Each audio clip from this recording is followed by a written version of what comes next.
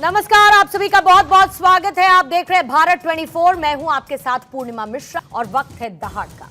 20 साल से देश की सियासत में एक्टिव प्रियंका गांधी वायनाड सीट से अपनी चुनावी पारी का आगाज करने जा रही हैं। राहुल गांधी के वायनाड सीट छोड़ने के बाद कांग्रेस ने ऐलान किया कि इस सीट से प्रियंका गांधी उम्मीदवार होंगी।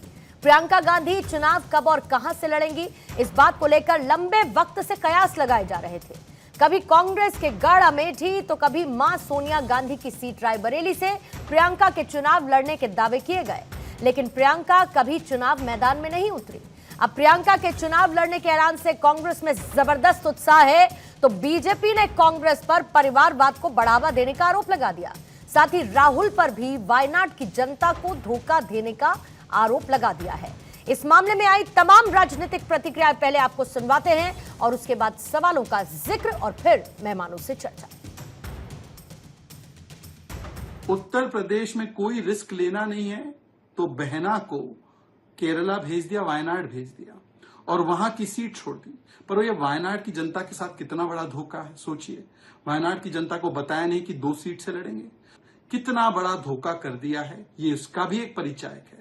और कम से कम एक और बात स्पष्ट हो गई कि राजनीतिक विरासत जो है परिवार की, वो बेटे के हाथ में रहेगी।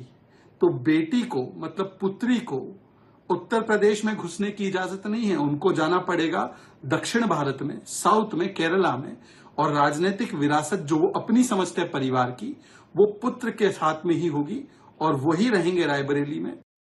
उस व्यक्ति की पार्टी हमको चेतावनी दे रही है, चुनौती दे रही है। परिवारवाद की बात कर रहे हैं। आपके कैबिनेट में कितने परिवारवादी हैं बताइए ना। आप विजय राजे सिंधिया जी के वक्त से शुरू कीजिए, कितने उनके परिवार के कितने सदस्य संसद में थे या राजनीति में थे।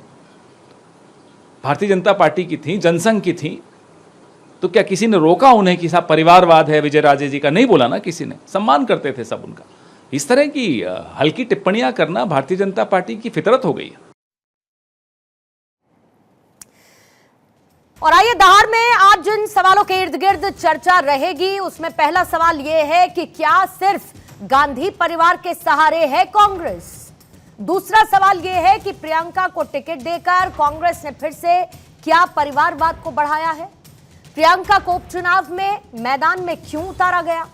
प्रियंका के चुनाव लड़ने से कांग्रेस को कितना फायदा मिलेगा? दक्षिण भारत को साधने के लिए प्रियंका को क्या वायनाड भेजा जा रहा है?